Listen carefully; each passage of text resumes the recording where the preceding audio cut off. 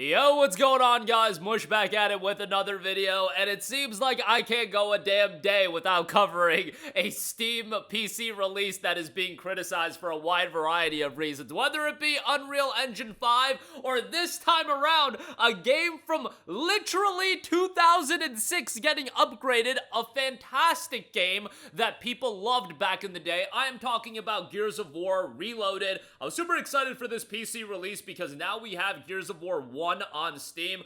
It's great that we have Gears 5 on Steam, Gears Tactics, and I get it, the other Gears titles, I should say Gears 4, I believe, is on Game Pass, and then Gears Ultimate Edition, I think, was on Game Pass as well. But having Gears 1 on Steam, and hopefully this will pave the way for Gears 2 and 3 to be on Steam as well. I don't know, maybe even Gears Judgment for the 4 people that want that. That's probably a stretch. I'm sure there's people that want Gears Judgment, but then E-Day's coming out as well. I think it's a great time to get the classic Gears titles on Steam. And Reloaded being priced at $39.99, I think a lot of people were going the route of just buying the game and not playing it via Game Pass. Unfortunately, it looks like the Steam release has quite a lot of issues. I haven't had a chance to play this myself yet.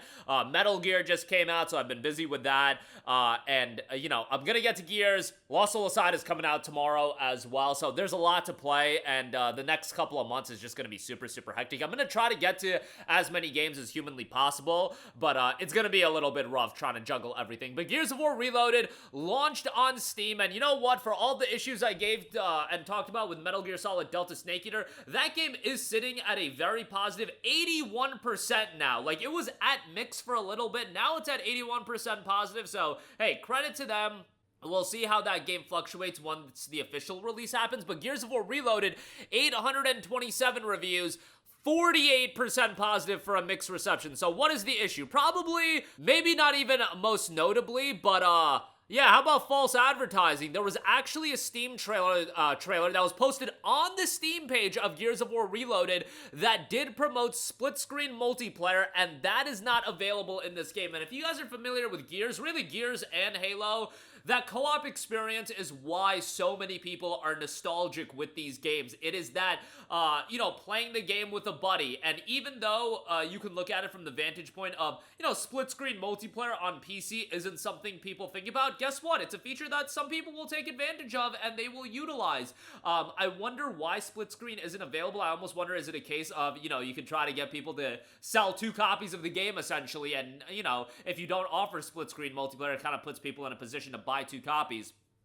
A user notes got the game because they said it had split screen. In fact, it does not on PC after clear advertising for local cooperative play. Would love to pick it up again if they add local co-op into it. As of right now, no, refunded. Another user, the trailer on Steam advertised split screen co-op until about 6 hours after launch. This video was edited to exclude that part of the trailer after launch when the review bombing began. Again, review bombing in that instance, I mean, it's literally misleading. Like, I feel like the term review bombing gives a negative connotation that the consumer is doing something wrong by review bombing. I mean, bro, they were misleading on the literal Steam page with a feature that's not available in the game. So in that case, I think people are just being critical. False advertisement gets an automatic thumbs down. Keybinds are a mess. Mouse keyboard can't set the same binds as controller players. Changing graphic settings cause a boot loop, which requires manually deleting game files to fix.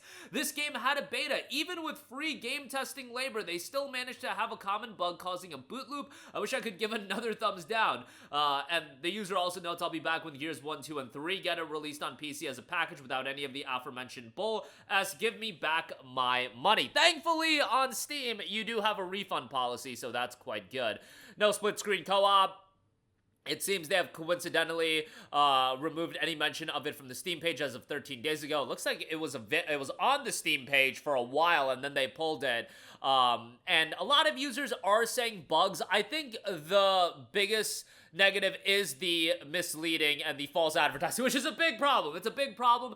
And also, while I think the $40 price tag is fairly decent for a game as iconic as Gears of War 1, a lot of people are going to view that as being overpriced. If you look at something like Mass Effect Legendary Edition, that was $59.99 and you get 3 Mass Effect games. You know, could they have done Gears 1, 2, and 3 in a collection, priced that at $60? Yeah, they could have. I think what they're going to do is release Gears Reloaded at $40, then do Gears 2. Maybe they'll do Gears 2 and 3 in a collection. I don't know exactly what their vantage point as far as what they're gonna do, because remember, Reloaded is an upgraded release of the Ultimate Edition that came out back in like, I want to say it was like 2014 or something like that. It was an Xbox One release, and I still appreciate the game being available on Steam. Like, I love Gears of War. I think it's one of Microsoft's best outings ever, and it's such an iconic game. And with Gears of War E-Day, or Gears E-Day coming out in 2026, I think this is the type of release that you want. However, you should do better with what you're offering. First of all, the local cooperative play, they should have had that just in the game, even if it's not something PC players utilize in droves. The fact is, it was being used as a promotional vehicle for the game, and the fact is, it is Gears of War. Gears of War, again, it's so emblematic with that co-op play that that feature is tied to this experience so much more than any, or I should say so much more than a lot of other games, that it being promoted, anything being promoted and then not being in the game after being promoted for weeks and weeks, that's a huge problem. Let's not try to diminish it to any extent, but I think it's an even bigger problem when you look at what kind of game Gears of War is, and you remember the essence of this game, and remember that this is a game that pulls at the nostalgic heartstrings. That's why, if you view the $40 price tag as a little bit too hefty, much like Delta Snake Eater, where a lot of people viewed the $70 price tag a little bit hefty, realize that both Gears and Metal Gear Solid 3 are games that tug at the nostalgic heartstrings, so people pay a premium for those games. You know, you could say that, okay, these games are used as vehicles to introduce new people to the franchise, and that might be true to an extent, but also, they sell a lot of these copies to people that grew up with these games and love these games. I know that's the case with MGS3. I know that was the case with me picking up MGS3, because it is one of my favorite games literally of all time. Gears of War I wouldn't put in the category of one of my favorite games of all time, but it's a game that I do absolutely love, and I'm excited to check out the campaign, and having that on Steam, I do think there's still value to it, and I'm sure it'll get ironed out, and after a while, people will forget about local co-op play being promoted, but they could do better than that. Hopefully, they do patch it in and update it in. I honestly think this is more of a thrown-together release. It's not something that's this high-priority release, I feel, from Xbox, but, you know, these days, Xbox and what they do, I just feel like, you don't know what Xbox is up to as far as what their methodology and their planning for various things are, but unfortunate with Gears of War Reloaded. Hopefully, you know, Gears E-Day, fingers crossed that that game will turn out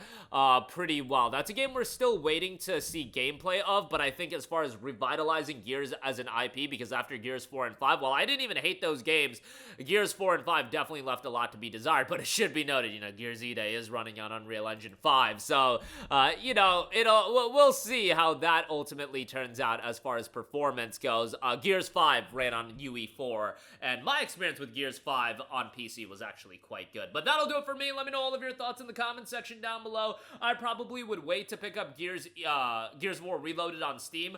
Play it on Game Pass if you want to, if you have a Game Pass subscription, then when it goes on sale, maybe $9.99, $19.99. You know, MCC is regularly $9.99 these days. At some point, you would hope Gears Reloaded will get to that territory as well, but that'll do it for me. Let me know all your thoughts in the comment section down below. As always, guys, thanks for watching, and I will catch you guys in the next one. Peace out.